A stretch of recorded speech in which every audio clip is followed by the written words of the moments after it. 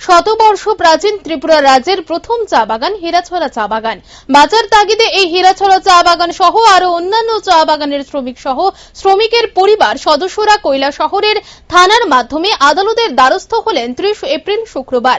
বাগান শ্রমিকরা বলেন, যদি খুব শীঘ্রই কৈলাসহর থানার পুলিশ এ ব্যাপারে কার্যকরী ভূমিকা না নেয় তাহলে অনাহারে বাগান শ্রমিকদের মরতে হবে কিংবা শ্রমিকরা নিজেরাই আত্মহত্যা করতে হবে। বাগান শ্রমিকরা সংবাদ প্রতিনিধিদের মুখোমুখি হয়ে জানান যে চলতি মাসের গত 24 এপ্রিল কৈলাসহরের দেবস্থল চা বাগান এলাকায় কিছু দুষ্কৃতিকারীরা হীরাছড়া চা বাগানের মালিক মৎস্যবীর আলীর সাথে অন্যায় কাজ করে কৈলাসহর থানায় মিথ্যা মামলা করে ফাঁসিয়ে দেয়। পুলিশ 24 এপ্রিল গভীর রাতে মৎস্যবীর আলীকে নিজ বাড়ি থেকে গ্রেফতার করে থানায় নিয়ে এসে 25 এপ্রিল আদালতে প্রেরণ করলে আদালত পুলিশের কাছ থেকে আগামী 1 মে সেটি তলব করে মৎস্যবীর আলীকে জেল হাজতে পাঠায়। মৎস্যবীর আলী জেল হাজতে থাকার ফলে বাগানগুলোর সমস্ত অফিসিয়াল কাজ বন্ধ হয়ে যাওয়ার পাশাপাশি বাগান শ্রমিকরাও মজুরি থেকে বঞ্চিত হয়ে রয়েছেন।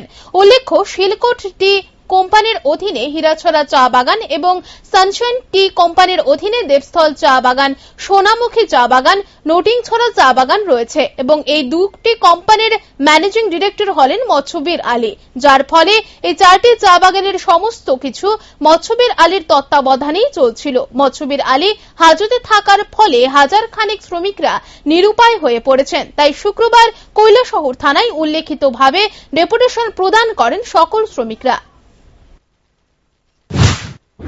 কয়েকদিন আগে আমরা যে বর্তমান যে ডাইরেক্টর মৎস্যবীর আলী তাইনের সাথে আমার দেবস্থলের বাইরে কিছু মানুষের কিছু গণ্ডগোল হয়েছে এবং দোষী নির্দোষ তো আমরা তো করতে পারতেছি না, দোষ নির্দোষ তো আদালতে দেখবে।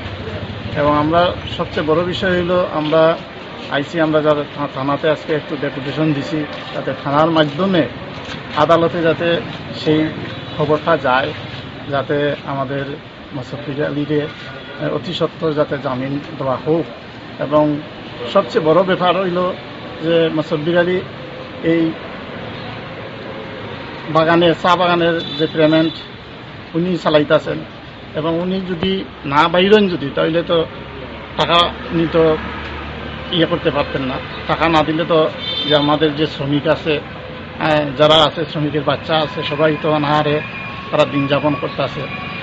এখন টাইম না বাড়ানি পর্যন্ত তো আমরা পেমেন্ট রেশন সবকিছু থেকে আমরা বঞ্চিত। আপনারা কি চাইতেছেন?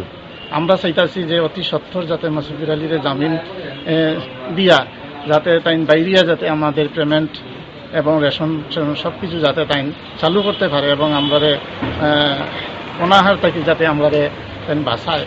আমি আইছি শিলকোট টি কোম্পানির হীরাছড়া চা বাগান থেকে। আমার বাগানের সব শ্রমিক এখানে থানাতে আইছে যে আমরা বাগানের ডাইরেক্টর মৎস্যবীর আলী ওনার সাথে দেবস্থল চা বাগানে কিছু দুষ্কৃতিকারীর সাথে একটা ঘটনা ঘটছে আমরা শুনছি। এখানের মধ্যে কে দোষী না দোষী তো আমরা জানি না, তবে আমাদের যে ডাইরেক্টর উনি এখন হাজতে আছেন। তো আমাদের বাগানের পেমেন্ট প্রত্যেক শনিবারে হয়, তাই নিয়ে মানে হাজতে থাকাতে আগামীকালকে যে বাগানের পেমেন্টটা হওয়ার কোনো রাস্তা আমরা দেখতেছি না। শ্রমিকরা চিন্তা করতেছে যে পেমেন্ট যদি না পায় তাহলে তারা বাচ্চা কাচ্চারে নিয়ে কীভাবে তারা মানে আগামীকালকে সন্ধ্যার পর থেকে বাচ্চারার মুখে ভাত দিব, একটা পয়সাও তার কাছে নাই। এমনিতেই বাগানের হাজিরা অনেক কম, আর বাগানেরটাই রুগ্ন শীত বাগান ধরে আনে। বাগানে যদি 10 টাকা পেমেন্ট হয় তাহলে পাতা বিক্রি করিয়া 3 টাকা পাওয়া যায়, বাকি 7 টাকাই মালিকের পকেট থেকে মানে ভর্তি করে পেমেন্ট দিতে। এই অবস্থাতে যদি বাগানের ডাইরেক্টর মৎস্যবীর আলী ওনাকে মানে জামিন না দেওয়া হয় তাহলে তো উনি ব্যাংক থেকে কোম্পানির অ্যাকাউন্ট থেকে টাকা তুললে পেমেন্ট হবে না। যদি পেমেন্ট না হয় তাহলে তো বাগানের শ্রমিক মানে না খেয়ে রাত্রে